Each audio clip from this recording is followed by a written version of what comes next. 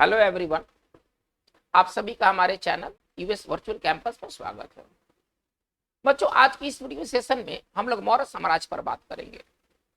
हमने जो ancient history का जो सीरीज शुरू किया है उसमें मौर्य साम्राज्य एक बहुत ही इंपॉर्टेंट ये चैप्टर होगा। आपके जीएस पॉइंट ऑफ व्यू से एंशिएंट हिस्ट्री के एक इंपॉर्टेंट चैप्टर में से एक है मौर्य साम्राज्य। जीएस में जो एंशिएंट हिस्ट्री से सवाल आते हैं उसमें मौर्य साम्राज्य से सवाल अक्सर पूछे जाते हैं। तो आज के इस वीडियो सेशन में हम लोग मौर्य साम्राज्य पर बात करेंगे। मौर्य साम्राज्य के दो वीडियो सेशन होंगे। एक जो करंट हम लोग जो आज लेके चल रहे हैं ये पार्ट ए होगा। ये जो वीडियो सेशन है ये मौर्य साम्राज्य पर पार्ट ए होगा और आगे आने वाले दिनों में हम लोग पार्ट बी पर चर्चा करेंगे। इसका मतलब ये हुआ कि दो पार्ट में हम लोग पूरे मौर्य साम्राज्य को देखेंगे। इसके इंपॉर्टेंट हर पहलू को देखेंगे जो कि जीएस के दृष्टिकोण से इंपॉर्टेंट है। हम लोग इतिहास जो हिस्ट्री की बात कर रहे हैं ये ऑप्शनल के तौर पर नहीं, कमीशन में जो ऑप्शनल के तौर पर जो सब्जेक्ट रखे जाते हैं उस तौर पर हम लोग हिस्ट्री को नहीं देख रहे हैं, बल्कि जीएस के तौर पर देख रहे हैं, जो कि एसएससी, पीसीएस और रेलवे इत्यादि एग्जाम्स में पूछे जाते हैं। तो चलिए आज के इस इंपॉर्टेंट वीडियो सेशन की शुरुआत करते हैं मौर्य साम्राज्य से। आज की इस वीडियो सेशन में हम लोग किन किन टॉपिक पर चर्चा करेंगे, पहले उसको एक बार देख लेते हैं। इसका सिनॉप्सिस क्या होगा, आज का जो वीडियो सेशन होगा किन किन टॉपिक्स पर होगा। पहले टॉपिक्स को हम लोग देख लेते हैं कि आज का टॉपिक्स क्या क्या होगा। तो सबसे पहले आज के टॉपिक्स में हम लोग बात करेंगे स्रोत के बारे में। मौर्य इतिहास अथवा मौर्य साम्राज्य के जानकारी के क्या क्या स्रोत है। तो सबसे पहले हम लोग जो बात करेंगे वो होगा स्रोत, ठीक है ना। चलिए, ये हमारा पॉइंट नंबर 1 होगा जिस पर आज बात होगी। दूसरा, हम लोग दो किंग के बारे में बात करेंगे, एक चंद्रगुप्त मौर्य और एक बिंदुसार। हमारा जो दूसरा जो पॉइंट होगा वो होगा है ना चंद्रगुप्त मौर्य और इसके बाद हम लोग बात करेंगे बिंदुसार के बारे में, नॉट बिंबिसार। हाँ, ये कंफ्यूजन नहीं होना चाहिए। बिंदुसार एक मौर्यन किंग थे जबकि बिंबिसार एक हर्यक वंश के किंग थे। तो चलिए पहले हम लोग सोर्स के बारे में बात करते हैं कि मौर्य इतिहास के जानकारी के क्या क्या स्रोत है। तो चलिए हम लोग अपने इस वीडियो सेशन की स्टार्ट करते हैं शुरुआत को, और सबसे पहले सोर्स से करते हैं। क्या क्या सोर्स रहे हैं, ठीक है ना। मौर्य साम्राज्य के जानकारी के संबंध में क्या क्या सोर्सेज रहे हैं। तो देखिए 3 तरह के सोर्स इंपॉर्टेंट हैं, है ना, जिससे कि हमें मौर्य साम्राज्य, चंद्रगुप्त मौर्य, अशोक के बारे में हमें जानकारी मिलती है। जो सबसे पहला जो स्रोत है, ठीक है ना, वो है आपका सर साहित्यिक स्रोत। जो सबसे इंपॉर्टेंट जो पहला जो स्रोत है वो सर है साहित्यिक स्रोत। जो हमारा जो इसके बाद का जो स्रोत है वो है अभिलेखीय स्रोत। इसको पुरातात्विक आप स्रोत कह सकते हैं, ब्रॉडर वे में कहें तो पुरातात्विक स्रोत, ठीक है ना। पुरातात्विक में क्या क्या आएंगे, तो इसमें आएंगे अभिलेख। पुरातात्विक स्रोत में क्या क्या आएंगे, अभिलेख, स्मारक, ठीक है ना, सिक्का इत्यादि। ये पुरातात्विक स्रोत के बारे में हम लोग अगले वीडियो में बात करेंगे। आज का हमारा जो वीडियो सेशन होगा वो ज्यादातर होगा साहित्यिक स्रोत के बारे में। और जो विदेशी जो वृत्तांत हमें मिले हैं, है ना, तो विदेशी वृत्तांत एक और हम लोग लिख लेते हैं, फॉरेन अकाउंट, ठीक है ना। चलिए, विदेशी वृत्तांत हम समझ लेते हैं, ठीक है ना। चलिए 3 स्रोत हैं जिससे कि हमें मौर्य इतिहास के बारे में जानकारी मिलती है, मौर्य साम्राज्य के बारे में जानकारी मिलती है। सबसे पहले हम लोग साहित्यिक स्रोत के बारे में बात करते हैं कि साहित्यिक स्रोत में ऐसे कौन कौन से स्रोत हैं जो कि हमें मौर्य साम्राज्य के बारे में जानकारी देती है। चलिए, तो सबसे पहले हम लोग स्टार्ट करते हैं साहित्यिक स्रोत।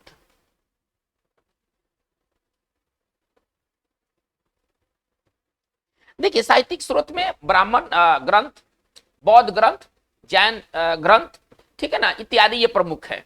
इसके बाद जो चाणक्य का जो अर्थशास्त्र है, मेगास्थनीज का जो इंडिका है, ये सब ऐसे सोर्स है जिससे कि मौर्य साम्राज्य के बारे में हमें जानकारी मिलती है, ठीक है।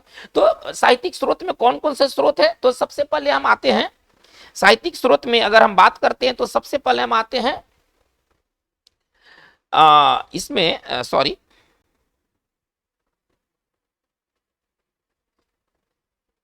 साहित्यिक स्रोत में जो पहला आपका स्रोत सर है वो है ब्राह्मण स्रोत। ब्राह्मण स्रोत में विशेष तौर पर पुराण का नाम आता है, ठीक है ना। पुराण से हमें, ठीक है ना, पुराण से हमें मतलब मौर्य इतिहास के बारे में जानकारी मिलती है। जो दूसरा हमारा है वो है अर्थशास्त्र। जो दूसरा है, देखिए मौर्य साम्राज्य के इतिहास के बारे में जो ऑथेंटिक जो साहित्यिक स्रोत है, बहुत सारे ऐसे स्रोत है जिस पर हम सवाल कर सकते हैं, जिसको एग्जैजरेटेड करके बताया गया है या वो चीज विश्वास से परे है। लेकिन जो सबसे इंपॉर्टेंट जो स्रोत है साहित्यिक फील्ड में, जो ज्यादा ट्रस्ट वर्दी है, वो है आपका चाणक्य का अर्थशास्त्र। ठीक है ना। तो अर्थशास्त्र जो है वो सबसे इंपॉर्टेंट स्रोत है। अगर मौर्य इतिहास के बारे में जानकारी लेना है तो सबसे ऑथेंटिक जो स्रोत है वो अर्थशास्त्र है। इसके जो लेखक थे वो चाणक्य कहिए, इनका दूसरा नाम और भी था विष्णुगुप्त, एक नाम था विष्णुगुप्त, और एक जो कॉमन नेम है जिसको हम लोग जानते कौटिल्य, और एक मतलब चाणक्य विष्णुगुप्त और कौटिल्य के नाम से भी जाने जाते थे। तो ये बहुत इंपॉर्टेंट है कि चाणक्य का अन्य नाम क्या है, तो उनका ओरिजिनल जो नाम था वो विष्णुगुप्त था। हमें चाणक्य को कौटिल्य के नाम से भी जानकारी मिलती है। तो चलिए, अर्थशास्त्र एक बहुत इंपॉर्टेंट स्रोत है साहित्यिक स्रोत में। इसके बाद हम तीसरे आते हैं बौद्ध, है ना, बौद्ध ग्रंथ। बौद्ध ग्रंथ में कौन कौन से ऐसे ग्रंथ हैं जिससे कि हमें मौर्य साम्राज्य के बारे में जानकारी मिलती है। तो बौद्ध ग्रंथ में आपका है दीपवंश, दीपवंश, ठीक है ना। चलिए, इसके बाद है महावंश, महावंश, इसके बाद है दिव्यावदान, ठीक है ना। ये सब ये हमें समझना है, ये दीपवंश महावंश बौद्ध ग्रंथ है, ना कि जैन ग्रंथ है। ये सब बहुत इंपॉर्टेंट है, ठीक है ना। अशोकावदान, चलिए, अशोकावदान मतलब कि ये बौद्ध ग्रंथ है जो कि मौर्य साम्राज्य विशेष तौर पर चंद्रगुप्त मौर्य के हिस्ट्री पर प्रकाश डालता है। इसके बाद आते जैन ग्रंथ, इसके बाद आते जैन ग्रंथ, ठीक है ना, जिससे कि हमें मौर्य साम्राज्य के बारे में जानकारी मिलती है। तो जैन ग्रंथ में एक है कल्पसूत्र, जैन ग्रंथ में एक हमारा है, इसको थोड़ा स्पष्ट लिख दिया जाए, जैन ग्रंथ में एक है कल्पसूत्र, ठीक है ना। चलिए, अब कल्पसूत्र के जो लेखक है वो भद्रबाहु, ये जैन संत थे भद्रबाहु, इसके बारे में हम थोड़ा आगे चल के देखेंगे। चलिए, इसके बाद कल्पसूत्र के बाद है परिशिष्ट पर्वन, बहुत इंपॉर्टेंट ये ग्रंथ है, ठीक है ना, परिशिष्ट पर्वन, ठीक है ना। और इसके जो लेखक थे वो थे, सॉरी, परिशिष्ट पर्वन के जो लेखक हैं सर वो आपके हैं हेमचंद्र, ठीक है ना। परिशिष्ट पर्वन के जो लेखक हैं वो है हेमचंद्र। तो ये जैन ग्रंथ, इंपॉर्टेंट जैन ग्रंथ है कल्पसूत्र और परिशिष्ट पर्वन। कल्पसूत्र के लेखक भद्रबाहु और परिशिष्ट पर्वन के लेखक जो है हेमचंद्र। देखिए, ये बुक और राइटर के नाम अक्सर एग्जाम्स में पूछे जाते हैं, ठीक है ना। तो एग्जामिनेशन दृष्टिकोण से ये सारी बातें इंपॉर्टेंट है। अर्थशास्त्र के लेखक चाणक्य। चलिए, अभी हम कुछ और की बुक्स को देखेंगे और उसके लेखकों को देखेंगे। तो साहित्यिक स्रोत में जो सबसे इंपॉर्टेंट स्रोत है वो अर्थशास्त्र है। कुछ और भी साहित्यिक स्रोत हैं जो कि कहने का मतलब है कि मौर्य इतिहास पर प्रकाश डालता है। अन्य स्रोतों में हम अगर आते हैं तो है मुद्रा राक्षस, एक किताब है, बहुत इंपॉर्टेंट किताब है। ये भी जो है ना, ये मौर्य साम्राज्य के बारे में हमें जानकारी देता है। नाम है किताब का नाम मुद्रा राक्षस, और ये लिखा गया विशाखा दत्त द्वारा, ठीक है ना, ये लिखा गया है विशाखा दत्त द्वारा। चलिए, तो बहुत इंपॉर्टेंट ये चीज है, ये लिखा गया विशाखा दत्त द्वारा। 9th सेंचुरी में ये किताब लिखा गया है, ठीक है ना, 9वीं शताब्दी में ये किताब लिखा गया है। विशाखा दत्त भी चंद्रगुप्त मौर्य के अर्ली हिस्ट्री के बारे में जानकारी देता है। चलिए, इसके बाद और भी कुछ साहित्यिक स्रोत है जो कि मौर्य इतिहास के बारे में जानकारी देते हैं। कथा सरित सागर, ये बुक्स हैं, ठीक है ना, कथा सरित सागर। चलिए, अब इसके जो लेखक हैं वो है सोमदेव, अब इसके जो लेखक हैं वो है सोमदेव। इसके बाद है बृहद कथा मंजरी, इसके बाद हमारा अगला जो है ना वह है बृहद कथा मंजरी, ठीक है ना, और इसके जो लेखक है वह है क्षेमेंद्र। तो इन सब साहित्यिक स्रोत जो है ना, इससे हमें मौर्य साम्राज्य, चंद्रगुप्त मौर्य, ठीक है ना, अशोक के बारे में हमें जानकारी मिलती है। चलिए, अब हम आगे बढ़ते हैं। देखिए, कुछ विदेशी जो लेखक थे, विशेष तौर पर यूनानी लेखक, वो भी मौर्य साम्राज्य के बारे में हमें जानकारी देते हैं। तो चलिए, अब हम बात को हम लोग आगे पहले देखते हैं। ये तो पहले क्लियर हो जाना चाहिए, इस बारे इसको अगर रिव्यू कर लेते हैं।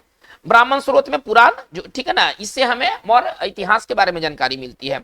अर्थशास्त्र जो कि सर्वाधिक ऑथेंटिक किताब है ये, ठीक है ना, चाणक्य के द्वारा वो लिखित है। चाणक्य के अन्य नाम है विष्णुगुप्त और कौटिल्य। चलिए, बौद्ध ग्रंथ में कौन कौन किताब है जो कि मौर्य साम्राज्य के बारे में हमें जानकारी देते हैं। तो दीपवंश, महावंश, आप ये समझना है, ये बौद्ध साहित्य है। दिव्यावदान, अशोकावदान, ठीक है। चलिए, जैन ग्रंथ में कौन कौन से ग्रंथ हैं जिससे कि हमें मौर्य साम्राज्य और चंद्रगुप्त मौर्य के बारे में जानकारी मिलती है?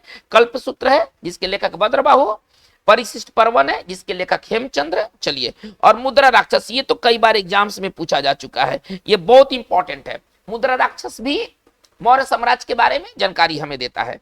चलिए, इसके बाद हम लोगों ने क्या किया? कथा सरित सागर, इसके जो लेखक है वो सोमदेव है ना, इसको सोमदेव पढ़ा जाए। और इसके बाद बृहद कथा मंजरी, इसके जो लेखक है क्षेमेंद्र है। ये सारी जो साहित्यिक जो स्रोत हैं ये मौर्य साम्राज्य और उसके इतिहास पर प्रकाश डालते हैं। चलिए, अब हम लोग देखते हैं फॉरेन अकाउंट। फॉरेन अकाउंट में, विदेशी विवरण में कौन कौन से लोगों का विवरण आना मौर्य इतिहास के बारे में जानकारी देता है।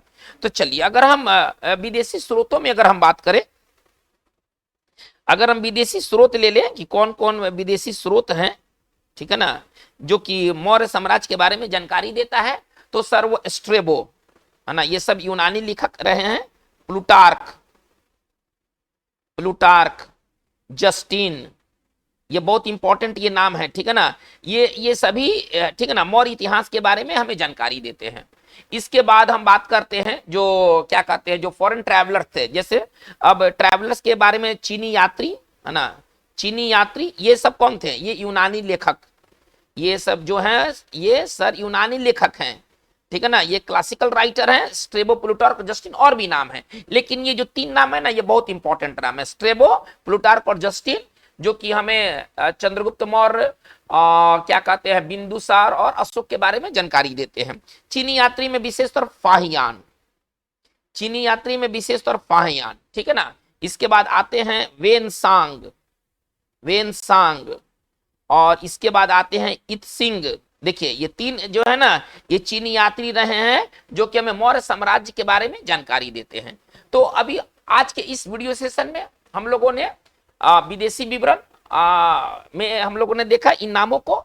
इसके बाद साहित्यिक स्रोत में देखा, जो पुरातात्विक स्रोत है, ठीक है ना, वो क्या क्या पुरातात्विक स्रोत है जिससे कि हमें मौर्य साम्राज्य के बारे में जानकारी मिलती है। इस बात का चर्चा जो होगा वो अगले वीडियो सेशन में होगा।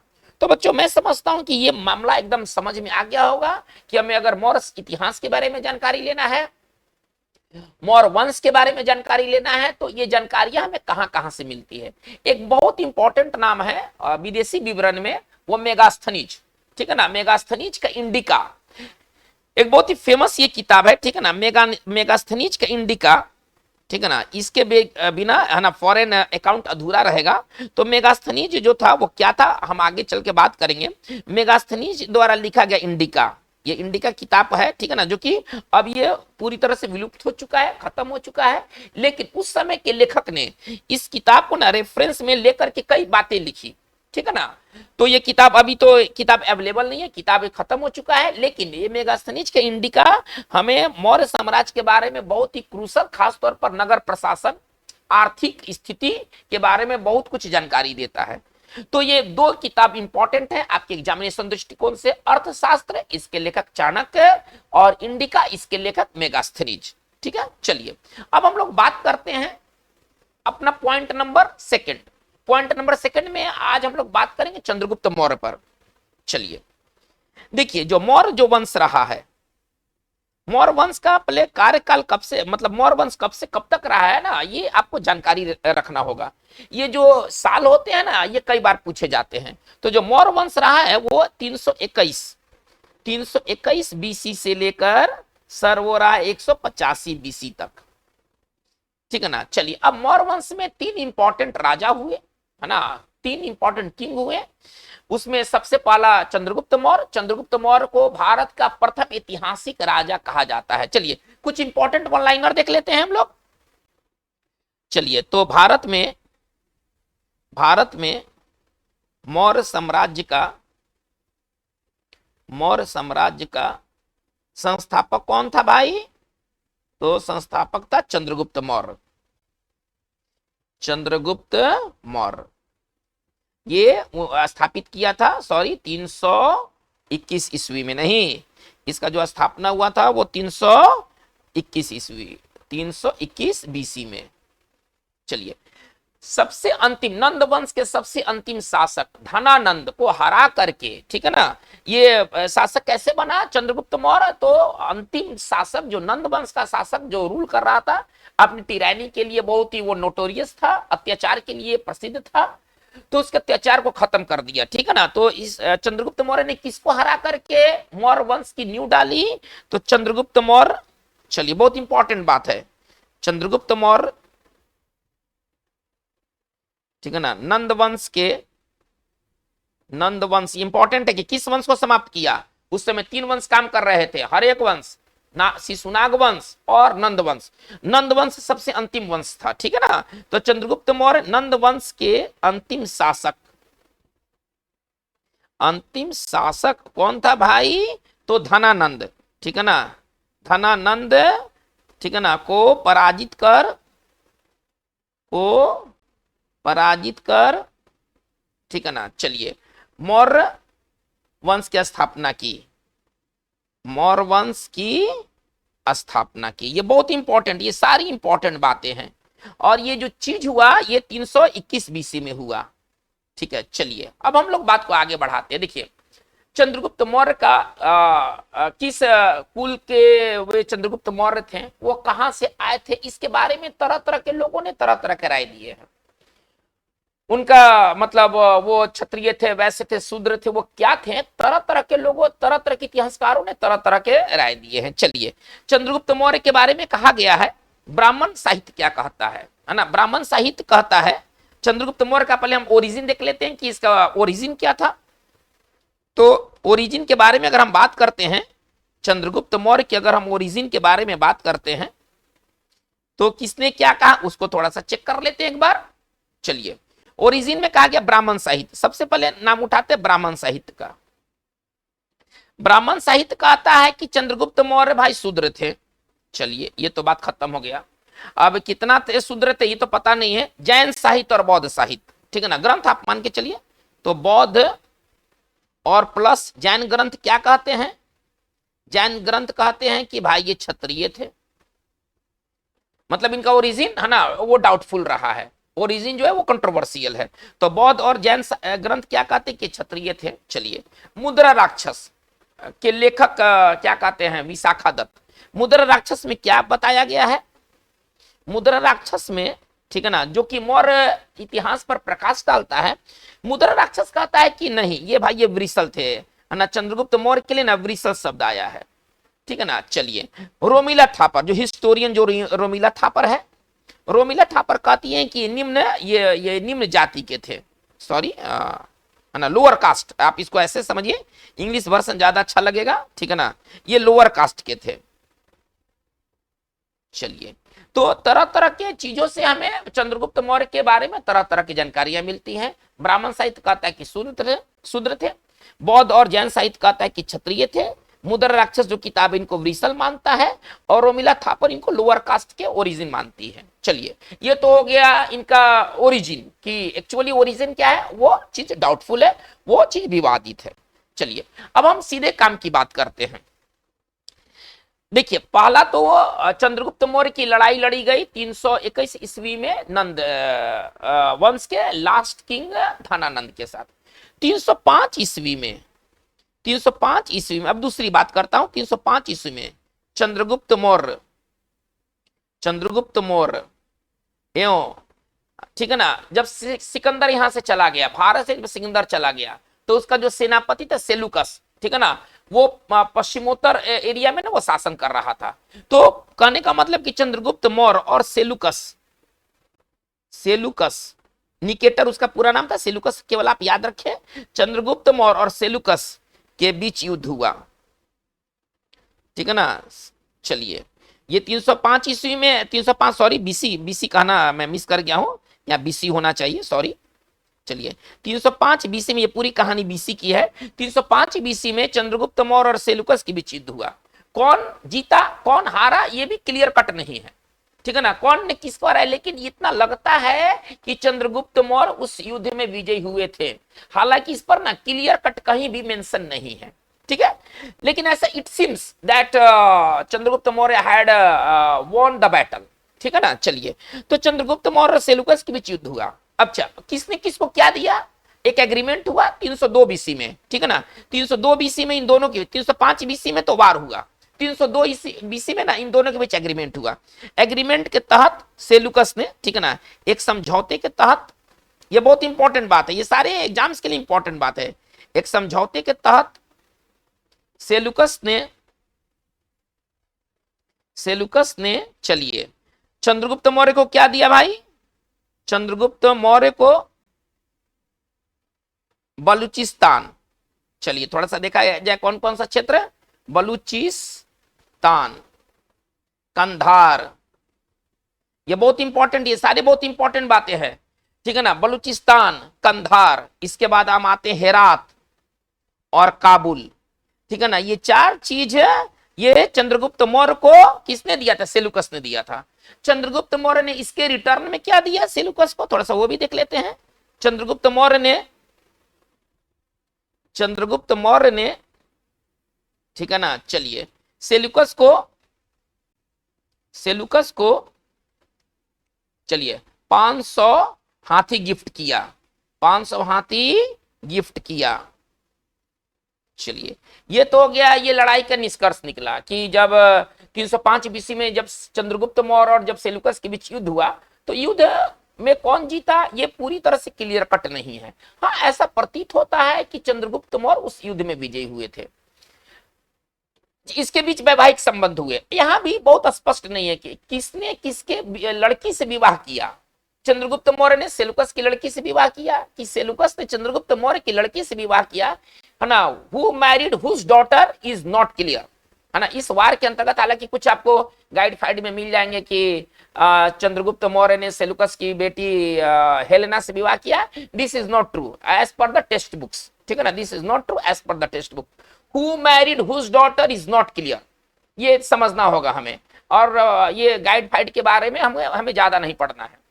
चलिए, तो ये तो तय हो गया कि सेलुकस ने क्या क्या दिया था। तो सेलुकस ने कंसीड किया कौन कौन सा क्षेत्र, बलूचिस्तान, कंधार, काबुल और हेरात, ठीक है ना। सेलुकस ने फिर अपने राजदूत, ठीक है ना, मेगास्थनीज को चंद्रगुप्त मौर्य के दरबार में भेजा। एक बहुत इंपॉर्टेंट बात, बहुत हाई क्वालिटी की बात है कि सेलुकस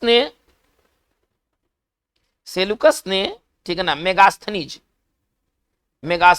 जो कि बाद में यही इंडिका का राइटर बना, ठीक है ना,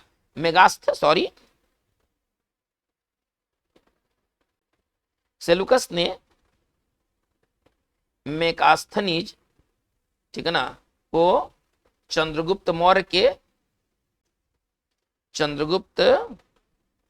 के दरबार में भेजा, ठीक है ना, एम्बेसडर की भांति, राजदूत के नाते, ठीक है ना। और कई वर्षों तक मेगास्थनीज चंद्रगुप्त मौर्य के दरबार में रहा, वहां के उसने पूरे चीजों को समझा और इंडिका नामक पुस्तक लिखी, ठीक है। चलिए, तो ये चंद्रगुप्त मौर्य के बारे में है।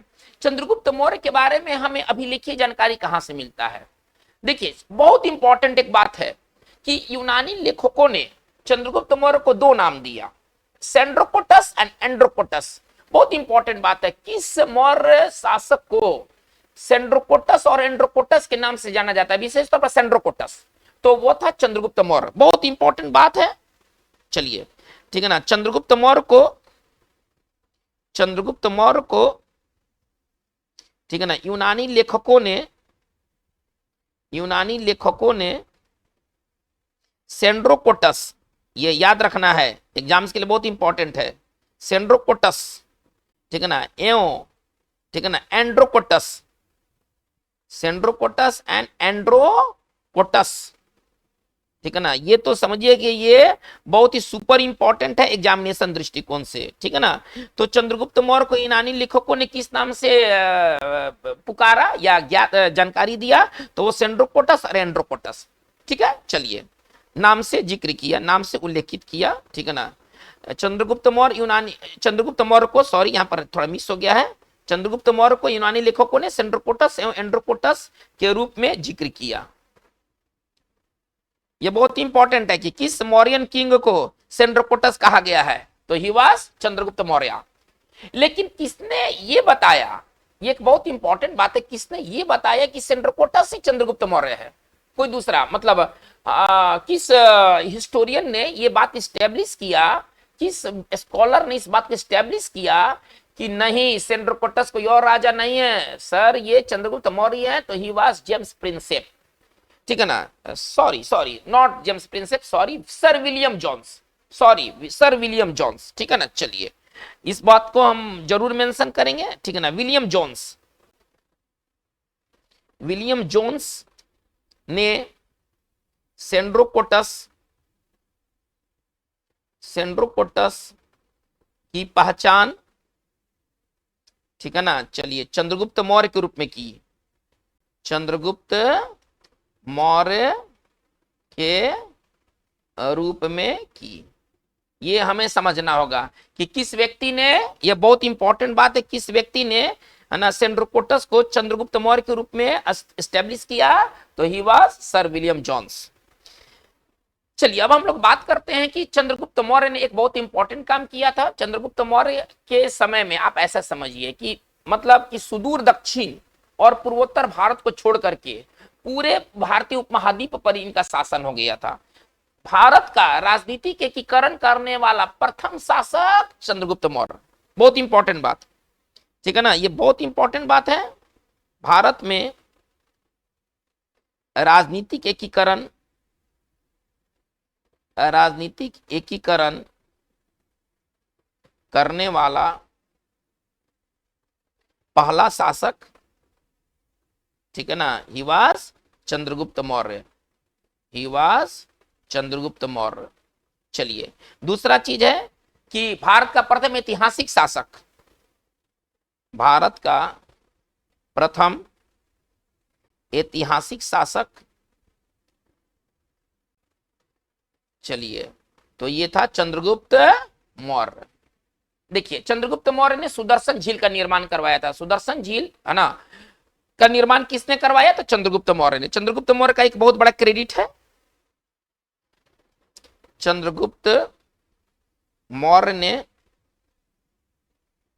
सुदर्शन झील, ठीक है ना, बहुत इंपॉर्टेंट ये बात है, का निर्माण करवाया। चलिए अब हमें ये देखना है कि जो चंद्रगुप्त मौर्य थे किस धर्म को मानने वाले थे। ऐसा कहा जाता है कि अपने जीवन के अंत समय में जो चंद्रगुप्त जो मौर्य थे, इन्होंने जैन धर्म अपना लिया था, है ना? जैन साहित्य परिशिष्ट पर्वन ऐसा कहता है। परिशिष्ट पर्वन के अनुसार, है ना, चंद्रगुप्त मौर्य ने जैन धर्म अपना लिया और भद्रबाहु के साथ, जो जैन संत थे भद्रबाहु, इनके साथ ये श्रवण बेलगोला मैसूर के पास एक जगह है, वहां पर ये चले गए। और संलेखन तरीका जो जैन धर्म में है, संलेखन तरीका क्या होता है ना, कि धीरे धीरे भोजन त्याग करके अपना शरीर को त्यागना जो होता है ना, वो संलेखन विधि होता है। तो संलेखन विधि से अपने इन्होंने प्राण त्याग दिए। बहुत इंपॉर्टेंट बात। चलिए तो चंद्रगुप्त मौर्य ने जैन धर्म स्वीकार कर लिया। चलिए सॉरी, जैन धर्म, ठीक है ना, स्वीकार कर लिया। चलिए स्वीकार किया, और किसके साथ? तथा जैन संत भद्रबाहु, ये सब याद रखना है, जैन संत भद्रबाहु के साथ, ठीक है ना, श्रवण बेलगोला, ये कर्नाटक में है, ठीक है ना, श्रवण बेलगोला, ये कहां पर है भाई? मैसूर के निकट है, जगह है, ठीक है ना, मैसूर के निकट ये जगह है, ठीक है ना, श्रवण बेलगोला में, ठीक है ना, संलेखन विधि द्वारा, ये जैन धर्मों में ऐसा होता है, संलेखन विधि द्वारा। इसमें क्या होता है कि भोजन छोड़ करके आप अपना प्राण त्यागते हैं। संलेखन विधि में क्या होता है? भोजन त्याग कर, ठीक है ना, प्राण देना होता है, मतलब भूखे मरना होता है, आप इसको ऐसा समझिए, है ना। संलेखन विधि द्वारा, ठीक है ना, अपना प्राण त्याग दिए, अपना प्राण त्याग दिए। तो बच्चों ये रहा चंद्रगुप्त मौर्य के बारे में इंपॉर्टेंट बात। चलिए अब हम लोग बाकी बात को करते हैं। अब हम आते हैं बिंदुसार। चलिए अब थोड़ा सा बिंदुसार के बारे में थोड़ा सा जानकारी ले लेते हैं भाई। बिंदुसार के बारे में जानकारी ले लेते हैं। चलिए देखिए किसका कार्यकाल कब से कब तक रहा है, ये सब कार्यकाल है ना बहुत ज्यादा पूछता है, बहुत ज्यादा पूछता है। तो चंद्रगुप्त मौर्य का कार्यकाल कब से कब तक था? चंद्रगुप्त मौर्य का जो कार्यकाल था सर वो था 321 बीसी से 297 बीसी तक। ठीक है, चलिए बिंदुसार का कार्यकाल कब तक था? तो 297 बीसी से, ठीक है ना, 272 बीसी तक। ये याद रखना है, ये सब कार्यकाल हमें याद रखना है, शासनकाल याद रखना है। चलिए बिंदुसार को यूनानी लेखकों ने क्या कहा? Sandrocottus was called Chandragupta Maurya and Amitrochates was called Bindusara. ठीक है ना, हमें याद रखना है। तो यूनानी लेखकों ने, ठीक है ना, यूनानी लेखकों ने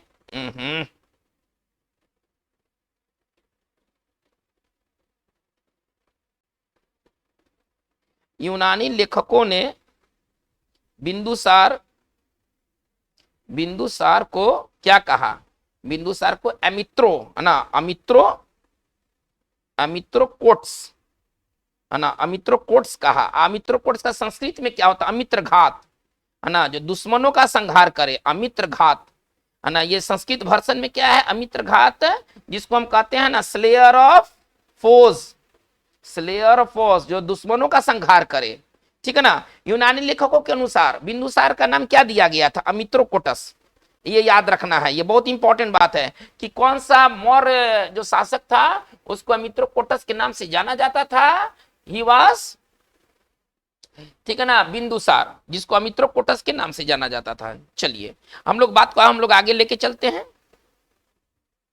चलिए बिंदुसार को कहा गया है कि ये दो समुद्रों के बीच का भूमि को जीतने वाला राजा था। ठीक है ना, दो समुद्र के बीच का ये भूमि का स्वामी था।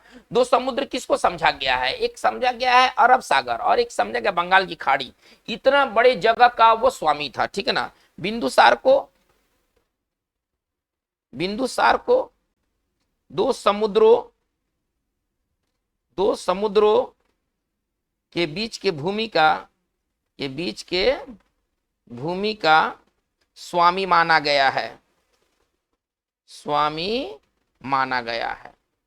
चलिए इसके बाद हम बात करते हैं। देखिए बिंदुसार के समकालीन जो सीरिया का राजा था उसका नाम था एंटियोकोट्स। ठीक है ना, और उसने सीरिया के राजा से क्या मांगा था? बिंदुसार ने मांगा था अंजीर, मदिरा और दार्शनिक। तो सीरिया के राजा ने मदिरा भेज दिया, अंजीर भेज दिया, लेकिन दार्शनिक भेजने से इनकार कर दिया। बहुत इंपॉर्टेंट बात है। चलिए एंटियोकोट्स प्रथम, ठीक है ना, बिंदुसार के समकालीन सीरिया के राजा बहुत इंपॉर्टेंट नाम है एंटियोकस। नाम क्या है? एंटियोकस प्रथम ने, ठीक है ना, बिंदुसार को क्या भेजा था? है ना, बिंदुसार को भेजा था मदिरा, डिमांड पर क्या भेजा था? मदिरा भेजा, अंजीर भेजा, है ना, मदिरा और अंजीर, ठीक है ना, बिंदुसार को भेजा। आप ऐसे समझे। और क्या भेजने से मना कर दिया? तो दार्शनिक भेजने से मना कर दिया। रिक्वेस्ट किया था बिंदुसार ने सीरिया के राजा एंटियोकोट्स के साथ, ठीक है ना, से कि क्या भेजने के लिए? मदिरा भेजने के लिए, अंजीर भेजने के लिए और दार्शनिक भेजने के लिए। तो एंटियोकस जो प्रथम जो था वो मदिरा तो भेज दिया, अंजीर भेज दिया, लेकिन उसने दार्शनिक नहीं भेजा। ऐसा वहां के ला के खिलाफ था। चलिए क्या कहते एंटियोकस, ठीक है ना, एंटियोकस जो प्रथम था अपना दूत, है ना, बहुत इंपॉर्टेंट बात है। चलिए एंटियोकस प्रथम जो सीरिया का राजा था, ठीक है ना, एंटियोकस प्रथम ने अपना दूत या राजदूत, आप उसको जो भी कहिए, उसका नाम था डायकेमस, को बिंदुसार के दरबार में भेजा।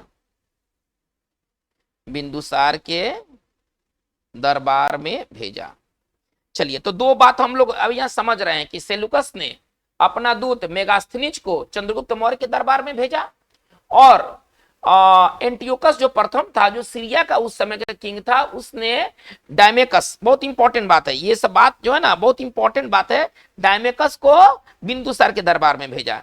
एंटियोकस प्रथम है ना सीरिया का राजा था, जो कि बिंदुसार का समकालीन था।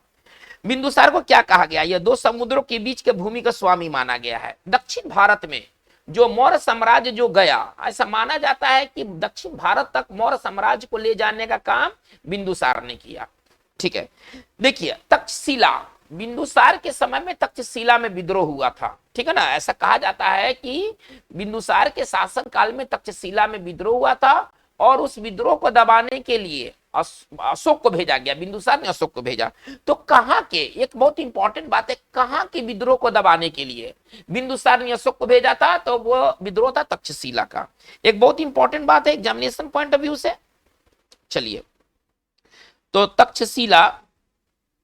तक्षशिला में हुए विद्रोह को दबाने के लिए, विद्रोह को दबाने के लिए, ठीक है ना, चलिए बिंदुसार ने,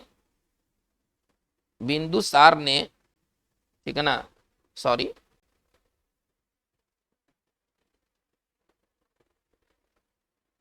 बिंदुसार ने, ठीक है ना, अशोक को भेजा था। ठीक है ना, और उस समय जो अशोक था वो उज्जैन का, सॉरी, उस समय जो अशोक जो था वो उज्जैन का शासक था।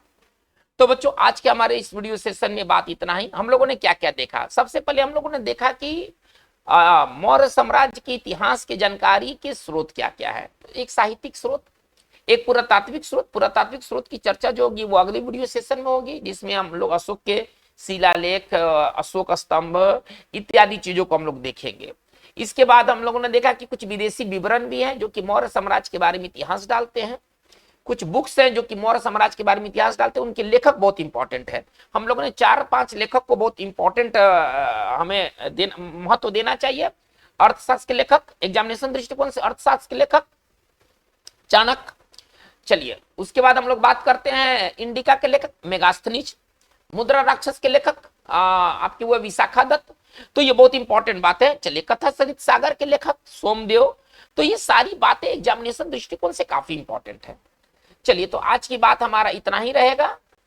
हम लोग नेक्स्ट वीडियो सेशन में मिलेंगे, तब हम लोग देखेंगे अशोक के बारे में, जो कि मौर्य साम्राज्य का सबसे महान शासक साबित हुआ। तो आज की बात बस इतना ही। Thank you very much.